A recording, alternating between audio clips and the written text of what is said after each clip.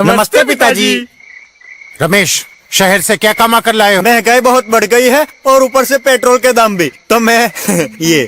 सुरेश, ये कुछ पैसे मम्मी जी के लिए मोबाइल, दीदी के लिए कंगन और भैया के लिए चप्पल। कहाँ से की कमाई? जो ई बाइक चलाई उसने सारी बचत कराई, आखिर बचत भी तो है कमाई। जॉय की बाइक जितनी दौड़ेगी उतनी बचत जोड़ेगी। आज ही घर लाएं और बचत कमाएं।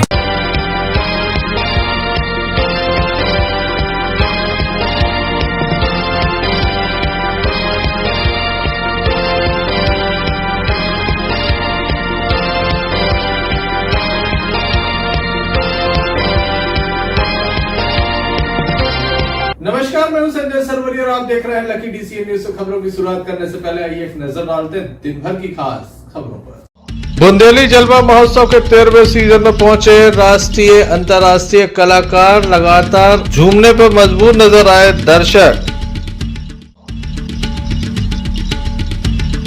सुभाष कॉलोनी वासी हैं परेशान, कलेक्टर के नाम सौंपा ज्ञापन।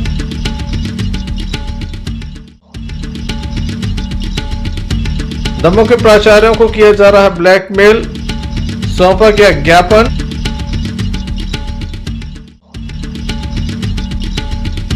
अखिल भारतीय विद्यार्थी परिषद के द्वारा समस्याओं को लेकर प्राचार्य के नाम सौंपा गया ज्ञापन। ये थी दिन भर की कुछ खास खबरें। अब खबरों का क्रम विस्तार से। खबरों में सबसे पहले हम बात करेंगे दमों के शिक्षकों की, जो लगातार परेशान नजर आ रहे हैं। अभी कुछ समय पूर्व भी प्राचार्यों के द्वारा एक ज्ञापन दिया गया था और कहा गया था कि जिस तरह से छतरपुर में छात्रों के द्वारा प्रिंसिपल की हत्या की गई है, ऐसे में कहीं ना कहीं प्रिंसिपलों को भी सुरक्षा की आवश्यकता है। अब दमों में शिक्षकों को, प्राचार्यों को लगातार ब्लैकमेल किया जा रहा है, ऐसा आरोप आज बड़ी संख्या में मौजूद प्राचार्यों के द्वारा लगाया गया है। प्राचार्यों का यह भी कहना है कि शिक्षा विभाग में मौजूद एक भ्रष्ट के द्वारा लगभग 63 सीएम हेल्पलाइन दर्ज कराई गई हैं। साथ ही सूचना का अधिकार के अंतर्गत जानकारियां भी मांगी गई हैं। अलग अलग शालाओं से जानकारियां मांगी गई हैं। साथ ही इसको लेकर ब्लैकमेल भी किया जा रहा है। इस बात की शिकायत इनके द्वारा लिखित रूप से की गई है। किस तरह से परेशान है, क्या इनकी समस्याएं हैं, इसको लेकर हमने इनसे चर्चा की तो विस्तार से हमें जानकारी दी गई।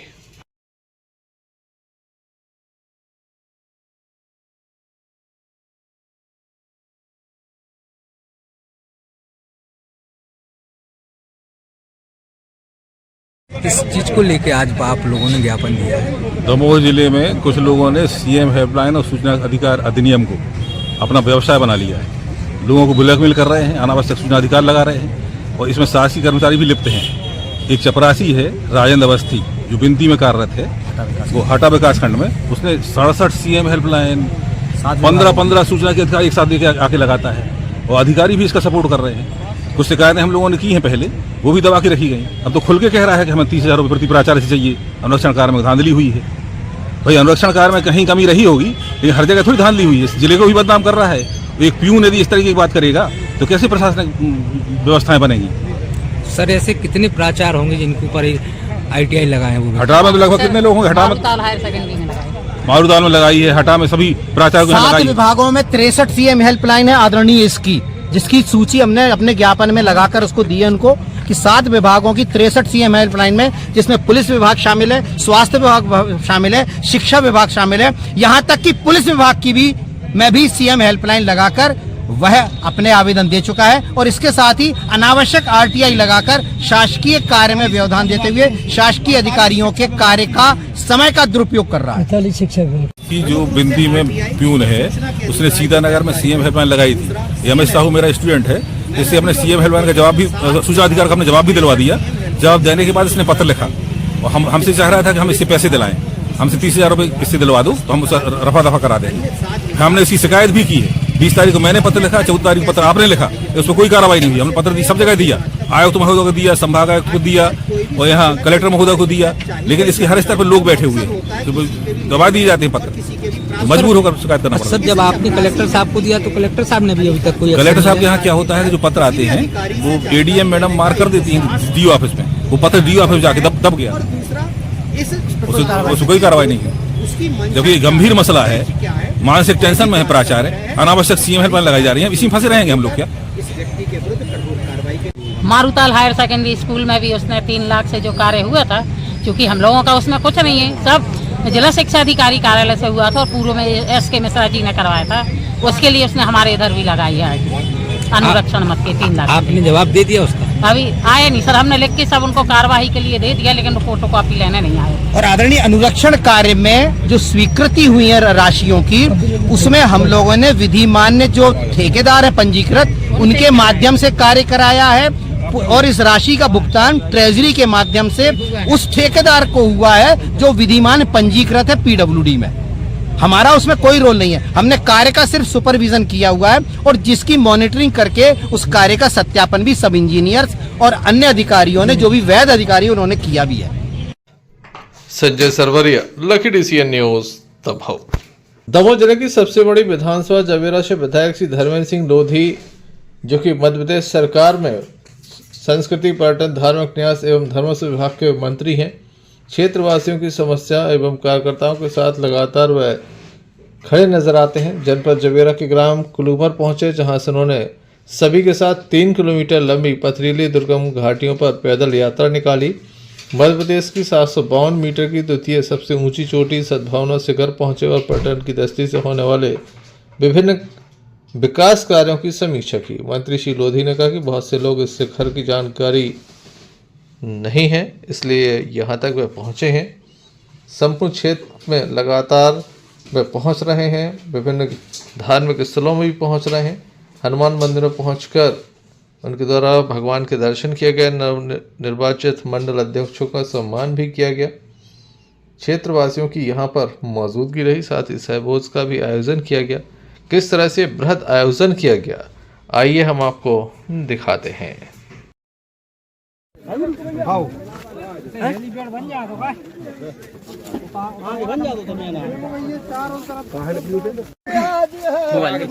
प्यार साथ है, सेतु बंद आज है, प्रभु का साथ है, राम की सहायता से काम सब किए चलो, राम की सहायता से काम सब किए चलो, सेतु बांधते चलो, सेतु बांधते चलो। आगे सब लोग करो।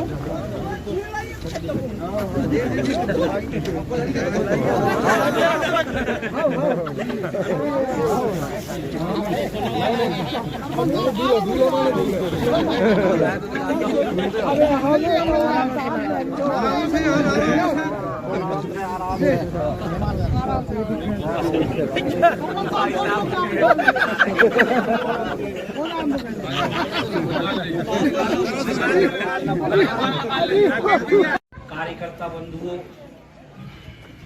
बड़ी ही प्रसन्नता का विषय है कि कार्यकर्ता मिलन समारोह, और कभी कभी चुनाव के चक्कर में ऐसी स्थितियां बन जाती हैं, जैसे पार्टी तो ये कहती है कि सर्वसम्मति से चुनाव हो जाए तो ज़्यादा अच्छा है, लेकिन अपना परिवार बड़ा हो गया है। और मैं तो ये मान के चलता हूँ कि केवल एक व्यक्ति महत्वपूर्ण नहीं होता, पार्टी में सारे व्यक्ति महत्वपूर्ण हैं और सबके दम पर ही पार्टियां चुनाव जीता करती हैं। मैं कह दूं कि केवल मेरे दम पर जीतता है तो ये ठीक बात नहीं होगी। जब हमारा कार्यकर्ता लगता है, पूरी प्रतिष्ठा के साथ जुटता है, तो भारतीय जनता पार्टी आगे बढ़ती है और हम सब आगे बढ़ने का काम करते हैं। आप सब ने बहुत स्नेह दिया है, बहुत प्यार दिया है। Bharat Sahu, lucky DCN news, Tendukheda. शासकीय PG कॉलेज में अनेक तरह की अनियमितताएं हैं। पहले तो समय पर यहाँ पर कक्षाएं संचालित नहीं होती, साथ ही यहाँ पर बाहरी लड़कों का बोलबाला है। लगातार बाहरी छात्र यहाँ पर पहुँचते हैं, जो भारी हंगामा आए दिन करते रहते हैं, जिसको लेकर कई बार मांग की गई कि यहाँ पर लगातार नज़र रखी जाए, बाहर से आने वाले छात्रों को बाहर का रास्ता दिखाया जाए ताकि माहौल ख़राब ना हो। इसके अलावा और भी कई समस्याएं हैं, जिनको लेकर अखिल भारतीय विद्यार्थी परिषद के द्वारा जमकर हंगामा किया गया। उनके द्वारा ज्ञापन सौंपा गया, कड़ी कार्रवाई की मांग की। प्राचार्य जो है उन्हें ये ज्ञापन सौंपा गया। इसके अलावा उनके द्वारा कई तरह के आरोप भी लगाए गए। आइए हम आपको दिखाते और सुनाते हैं क्या हुआ आज पीजी कॉलेज में। सर ऐसा नहीं चलेगा महाविद्यालय में। हम आपसे सर मेन बात ये है, किसी भी अपन आप विभागों में चले जाइए, एक मिनट पहले बात कंप्लीट कर। आप किसी भी विभाग में जाइए सर, व्हाट्सएप ग्रुप नहीं है, उनको सूचना कैसे मिलेगी? टीचर बोल रहे हैं आप टेलीग्राम पे ज्वाइन हो। यहाँ पे सर निर्भया की गाड़ी रोज क्यों आ रही है? क्या गार्ड में टीचर में इतना नहीं है कि वो बच्चों पर अलग कर पाए? ये शासन की प्रक्रिया है, सर शासन की प्रक्रिया है, लेकिन 2 गार्ड केवल वहाँ पे लगे हुए हैं। सर टीचर बोल नहीं रहे, टीचर बोल नहीं रहे। सर लड़का लड़की साथ में बैठे, टीचर बोल नहीं रहे। आप वहाँ पे चले जाके देख लीजिए, अभी भी लोग बैठे हुए हैं। शासन के नियम है उसको नहीं। सर क्या आपके 2 गार्ड कभी जाके क्लासों में देखते क्या हो रहा है? आप बताइए। गार्डों को पूरे समय नहीं भेज सकता। नहीं सर पूरे समय की बात नहीं है, एक गार्ड यहाँ पे लड़ा है, एक गार्ड यहाँ पे लड़ा है। मैंने उनको इंस्ट्रक्शन दे दिया कि एक गार्ड इधर पीछे जो होता है ऑडिटोरियम वाला जो इलाका है वहाँ विचरण करने का है, और एक गार्ड हर आधे 1 घंटे में पीछे साइड जाता है। ये मैंने बोल रखा आइडेंटिटी कार्ड चेक करने के उपरांत, क्योंकि बिना आइडेंटिटी कार्ड चेक किए किसी भी विद्यार्थी जो आउटसाइडर है उसको हम नहीं रोक सकते। सर आप अभी चल के देखिए, आप आज की अगर बात करें, सुनिए तो सुनिए। अगर आप बोल रहे हैं कि आज कलेक्टर का कार्यक्रम चल रहा है, कल आप मेरे साथ चलिएगा। अगर मुझे एक भी बच्चा दिख जाए जिसके पास आइडेंटिटी कार्ड ना हो, ऐसा सर बहुत सारे जा रहे हैं, ध्यान नहीं दिया जा रहा। गार्ड तो मैं उनको कैसे चेक कर दूंगा? सर गार्ड पे आप तो बोलते हैं, हम आपकी गलती नहीं बता रहे। गार्ड से आप तो बोलेंगे, लेकिन वो क्या है, वो भाईचारा निभाते हैं, जैसे वो लोग अपने मर्जी से जाने देते हैं। सर ये सब नहीं चलेगा। आज मेरे को 2 सर अंदर चाकू लेके जा रहा है विद्यार्थी, मैंने तो वो आपत्ति जताने के लिए मेरी अनुशासन टीम बीच में सर कुछ नहीं कर रही। सर टीचर खड़े रहते और आदमी बैठा रहता, कुछ नहीं कैमरा पीछे जो कैमरे बंद थे उन कैमरों को मैं चालू करा रहा हूँ ताकि मेरे को। सर टीचर की जिम्मेदारी है। सर एक बार आप अपने टीचरों को बोल दीजिए कि यार कोई छात्र कॉल कर रहा है तो आप ये कॉल उठाना है, नहीं उठा पाया तो रिटर्न करना है एक बार। अभी भी मैंने सर अभी की बात नहीं है, जैसे आपका टाइम हो जाता है, क्लास का टाइम ओवर हो जाता है, उसके बाद तो कॉल उठा सकते हैं ना। उसके बाद भी उनसे क्या बोला जाता है कि नहीं, हमें ऊपर से निर्देश है कि किसी का कॉल नहीं उठाना है। ऐसे लिखित में निर्देश बताइए ना आप अगर है तो। सर मैं टीचरों का नाम बता सकता हूँ आपको कि कितने लोग हैं जो कॉल नहीं उठा रहे। मैं तो सबके कॉल उठाता हूँ। सर आपकी बात नहीं कर रहा हूँ। मेरे पास जितने कॉल आते हैं मैं तो कई बार मेरे पास वो भी कॉल आ जाते हैं। बात हो रही है प्रोफेसर जो अलग अलग डिपार्टमेंट में वो बात की थी। भैया आप आना 2 मिनट घर पे, कौन सा है बताइए। Sanjay Sarwaria, lucky DCN news Damoh. Damoh नगर पालिका के अंतर्गत आने वाली सुभाष कॉलोनी के लोग परेशान हैं। बारिश के मौसम में यहां पर नाव भी चली थी।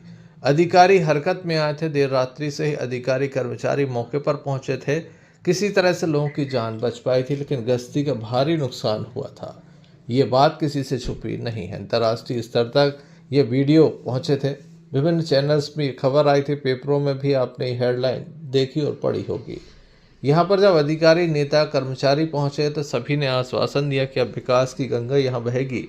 नाले का जो है वो चौड़ीकरण होगा, यहाँ अच्छी सड़कें बनाई जाएंगी, नालियों का रखरखाव किया जाएगा ताकि फिर भविष्य में इस तरह की पुनरावृत्ति ना हो। लेकिन जब दोबारा बारिश हुई तो पानी भरा, कहा गया कि अतिक्रमण है, कुछ लोगों के मकानों को भी तोड़ा गया। अब यहाँ पर एक सड़क बनाने को लेकर भी अतिक्रमण हुआ। लेकिन आप ये देखिए कि अधिकारी कर्मचारी जो यहाँ पहुँचते हैं वो किस चश्मे से संपूर्ण चीज़ों को देखते हैं।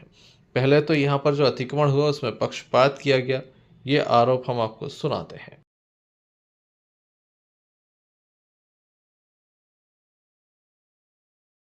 हम लोगों के आज आधे जन की टूटी है बांध, आधे जन की नहीं टूटी है, इसलिए हम लोगों को पूरा अतिक्रमण भी चाहिए और दोनों साइड नाली चाहिए और नाला चौड़ा चाहिए और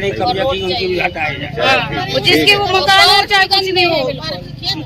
तो क्या मुंह देखी कार्रवाई हुई है क्या? जिसका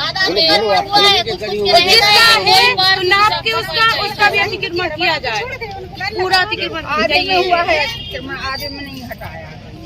मतलब कुछ लोगों के तोड़ दिया क्या? कुछ लोगों को छोड़ दिया, कुछ लोगों के छोड़ दिए गए। काम लगा दो।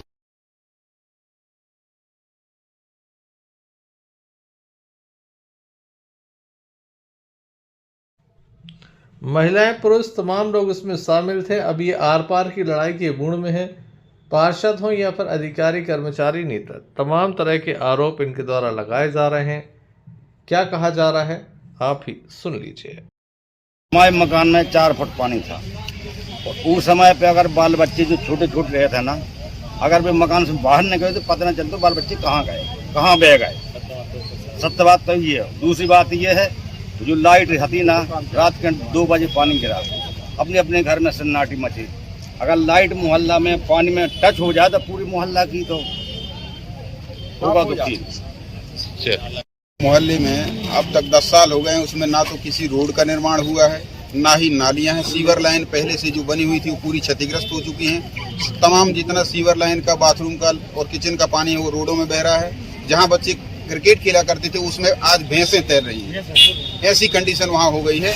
शासन प्रशासन कोई उसकी तरफ ध्यान नहीं दे रहा है। तो सबसे पहले अब वहां मंजूरी भी हुई तो डामर रोड की, जबकि हमने कहा कि यदि डामर रोड बनाया गया तो पिछले साल बारिश में ही पूरा डामर रोड उखड़ गया है, तो वहाँ डामर रोड ना बनाकर आरसीसी का जो कंक्रीट होता है वो कंक्रीट रोड बनाया जाए। और सबसे पहले रोड बनने से पहले विस्तृत बढ़िया से नालियों का निर्माण। मुझे एक चीज बता दीजिए, कौन कौन आया था जब पानी भरा था? कौन कौन आपसे मिलने आया था? कौन नेता थे, कौन अधिकारी थे? भरा था उस समय तो कलेक्टर साहब ने भी दौरा किया था, पार्षद जी भी साथ में थे, नेतागण भी साथ में थे और उसमें थोड़ा बहुत अतिक्रमण हटाया गया है, परंतु जो नाले का चौड़ीकरण होना चाहिए वो हुआ नहीं आज तक, ना ही किसी का ध्यान जा रहा है।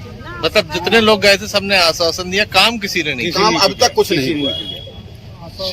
तोड़ दी गई है और 5 फुट की गैलरी है, जो 5 फुट की गैलरी तोड़ दी है वहाँ पे नाली बनाने के लिए, लेकिन नाली का निर्माण नहीं हो रहा है और सिर्फ वो रोड बना रहे हैं। अगर नाली नहीं बनानी तो ब्रह्मपुर की बाउंड्री क्यों तोड़ी गई? हम लोग के लिए जो असुविधा हो रही, 12 बाई 30 का प्लाट 2 कमरे का है, हम लोग अब निस्तार वगैरह कहाँ पे करें? बाहर सभी लोग निस्तार के लिए अपनी अपनी जगह बनाए थे, कुछ के मकान बने हुए जो मकान भी तोड़ दिए गए हैं और सामने पार्क बना है। पार्क की स्थिति है वहाँ में 3-3, 4-4 फुट पानी भरा रहता है। अभी बारिश के टाइम पे कलेक्टर साहब भी आए थे, एसडीओ मैडम आई थी और भी सभी लोग आए थे। उन्होंने सबको आश्वासन दिया था कि जो आपको नुकसान हुआ था 5-5 हज़ार रुपये के लिए बोला था।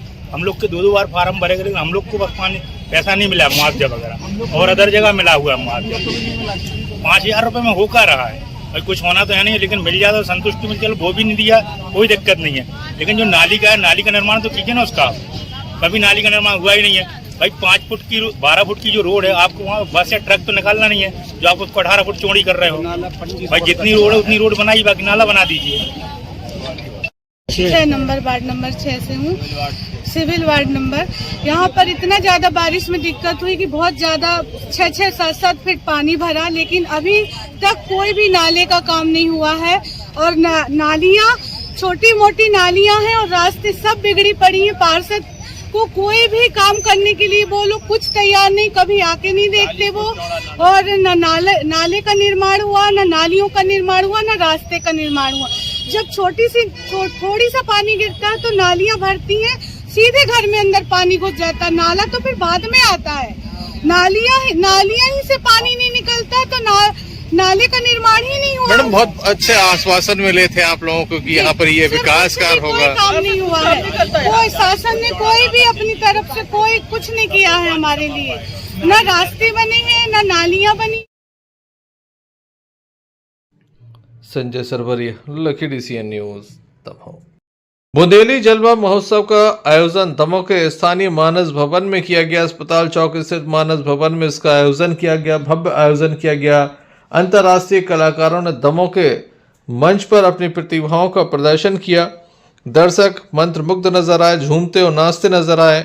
हजारों की संख्या में स्थानीय लोग मौजूद थे। इस कार्यक्रम का बेसब्री से इंतजार किया जा रहा था। बड़ी संख्या में लोग यहाँ पर मौजूद थे। हम आपको बता दें कि कार्यक्रम का शुभारंभ दीप प्रज्वलन, सुंदरकांड का पाठ एवं भगवती मानव कल्याण संगठन के द्वारा अखंड मां दुर्गा चाली के साथ किया गया।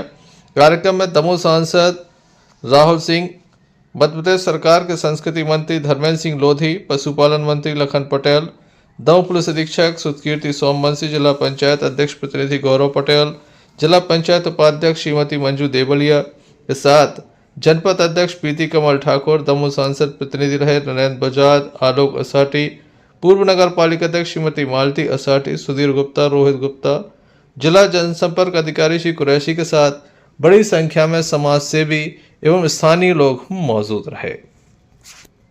दर्शकों ने लगातार इस कार्यक्रम की तारीफ की। आइए हम आपको दिखाते हैं कि किस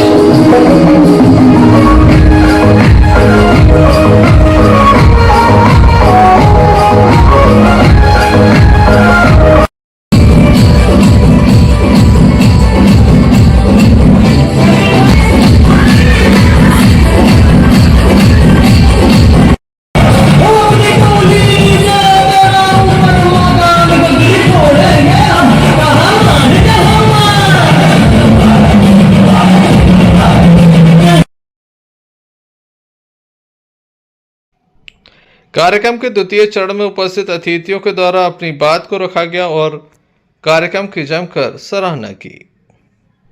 इस अवसर पर पुलिस विभाग में पदस्थ सिंदूरिया टीआई उप निरीक्षक धर्मेंद्र गुर्जर, उप निरीक्षक अरविंद सिंह ठाकुर, थाना प्रभारी नोटा, उप निरीक्षक आलोक त्रिपुरे, चौकी प्रभारी सिगरामपुर, प्रधान आरक्षक सौरभ टंडन जो कि साइबर सेल में है, प्रधान आरक्षक राजेश ठाकुर जो कि कोतवाली में है।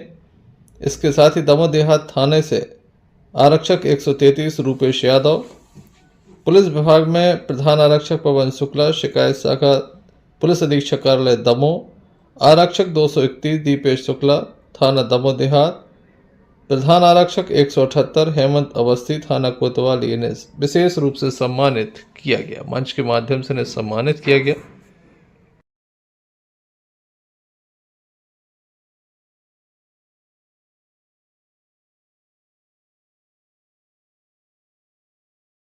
और इस बुंदेली जलवा महोत्सव के आयोजक हमारे भाई संजय सरवरिया जी, मैं उनको बहुत बहुत बधाई देता हूँ।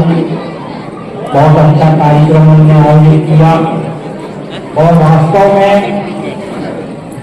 जो संस्कृति के रंग रंगीन कार्यक्रम हमने देखे, बहुत ही बेहतरीन कार्यक्रम रहे और इन कार्यक्रम को देख के ऐसे लगता है कि मनुष्य चाहे तो कुछ भी कर सकता है। मनोकामना का प्रोग्राम बहुत जबरदस्त था। इस प्रकार से युवाओं ने अपना मलकंब के माध्यम से जलवा बिखेरा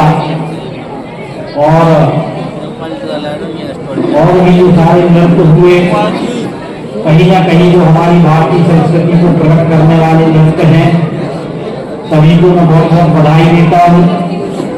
और हमारी बुंदेली संस्कृति, हमारी मध्य प्रदेश की संस्कृति, हमारी देश की संस्कृति ऐसे ही आगे बढ़ती रहे और संजय सरवरिया जी इसी प्रकार से कार्यक्रम आयोजित करवाते रहें।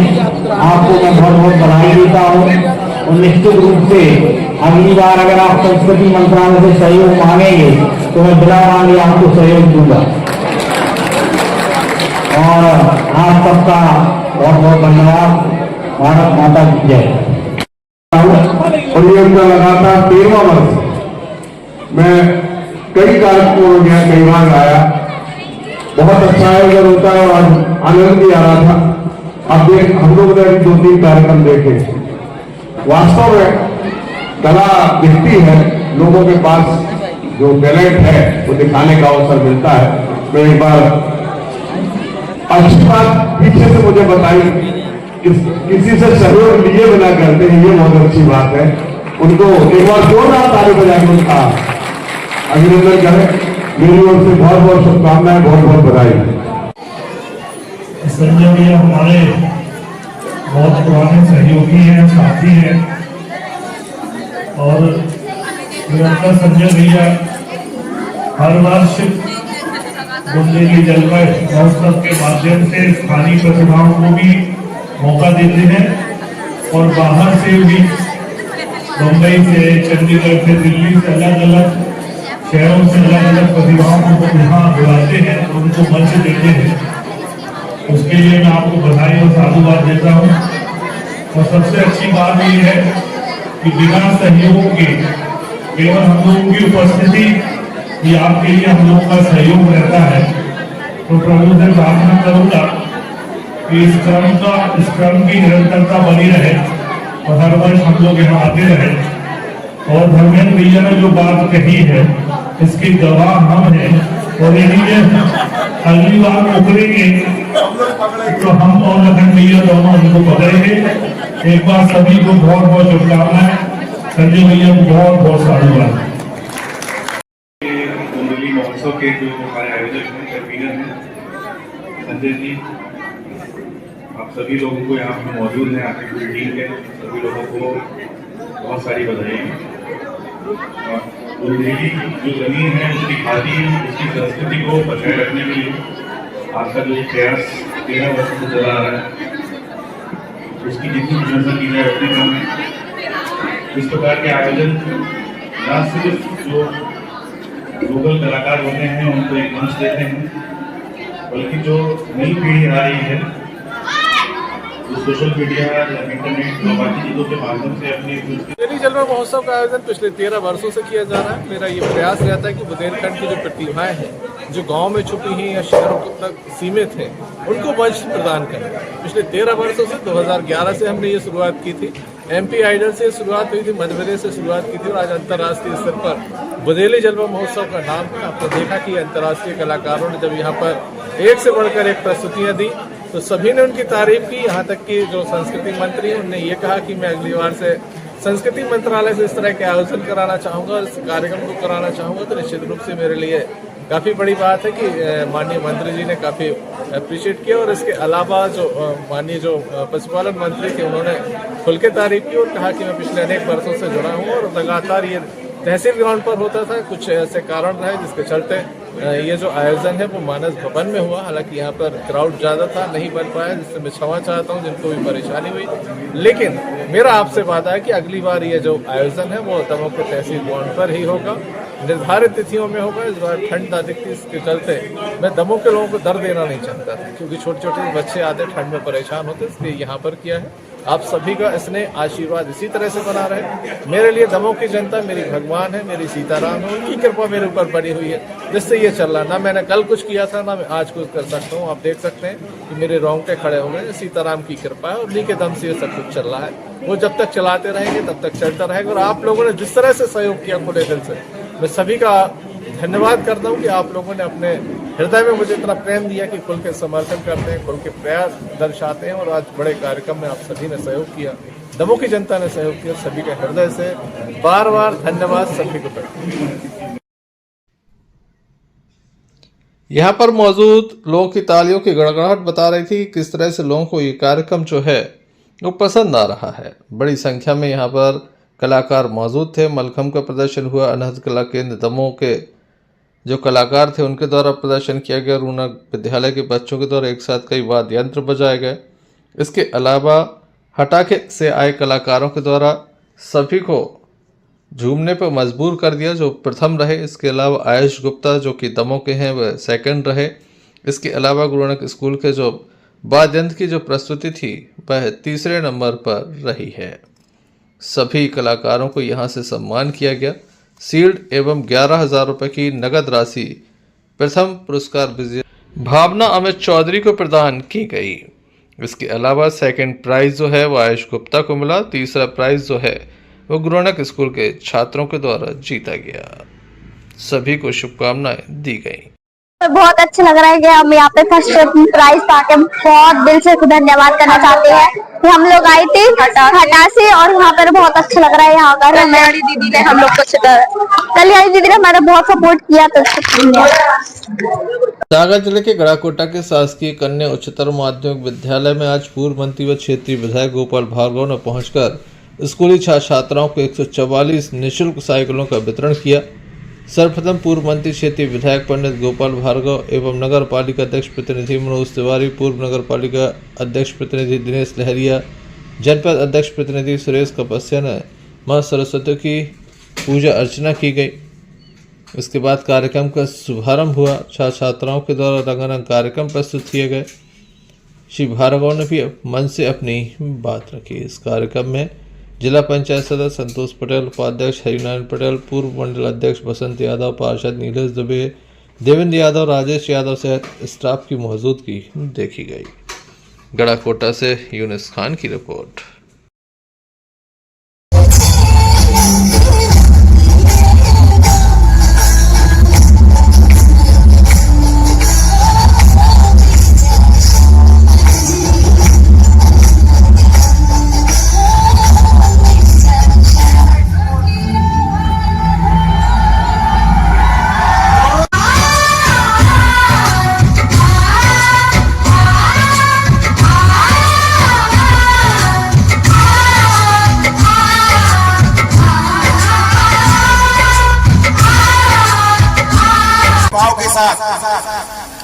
सभी संसाधन मध्य प्रदेश सरकार और भैया गोपाल भार्गव जी सरकार तो जो देती है उसके साथ साथ उससे भी 100 गुना अधिक व्यक्तिगत रूप से भैया मेहनत करके आप तक इसलिए मैं आज इस स्कूल को भी नमन करता हूं। उपस्थित सभी छात्र छात्राओं को बहुत बहुत प्यार। आज भैया पंडित श्री गोपाल भार्गव जी के द्वारा हमारी रहली विधानसभा पहले एक भावनात्मक लगाव ये है कि यहाँ जो बच्चे बेटियां पढ़ती हैं और जो हमारे शिक्षकगण पढ़ाते हैं सभी से अलग है। ये एक ऐसा स्कूल वैसे भी अच्छा परिसर है, सुंदर साफ है, सब कुछ है, लेकिन हम चाहते हैं कि जैसा परिसर है वैसे ही हमारा बुद्धि विवेक ज्ञान सब कुछ हो, आचरण अच्छा हो और किसी प्रकार की कोई आवश्यकता और समस्या हो तो मैं भी और हमारे मंच पर बैठे हुए सभी हमारे सम्मानित जनप्रतिनिधि भी हैं, सभी लोग मैं आपके गार्जियन भी बैठे होंगे, सभी लोग आपका सहयोग करेंगे। चलते चलते एक नजर मुख्य समाचारों पर फिर से। बुंदेली जलवा महोत्सव के 13वें सीजन में पहुंचे राष्ट्रीय अंतर्राष्ट्रीय कलाकार लगातार झूमने पर मजबूर नजर आए दर्शक। सुभाष कॉलोनी वासी हैं परेशान, कलेक्टर के नाम सौंपा ज्ञापन।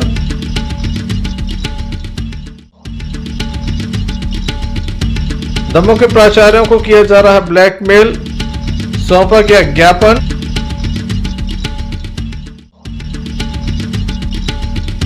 अखिल भारतीय विद्यार्थी परिषद के द्वारा समस्याओं को लेकर प्राचार्य के नाम सौंपा गया ज्ञापन। ये थे अभी तक के कुछ खास कंटेंट में न्यूज़ बुलेटिन लेकर हम पुनः हाजिर होंगे, तब तक ले दीजिए हमें इजाजत। फारूक अंकल को ये कहने की क्या जरूरत थी? ये बैगन की बातें नको करो जी, तुम बस मेरे को एक इलेक्ट्रिक स्कूटर दिखा दो यारो जो दिल खोलकर चलाने की आजादी देती। मैं चड्डी बनियान पहन को फुल टाइम सर पे खड़ा रह जाता। देखो, प्रेजेंटिंग द ऑल न्यू मीहॉस, इंडिया का सबसे मजबूत electric scooter with extra large space and comfort, यानी दिल खोलकर चलाने की आजादी। मीहॉस, भारत का अनब्रेकेबल जॉय।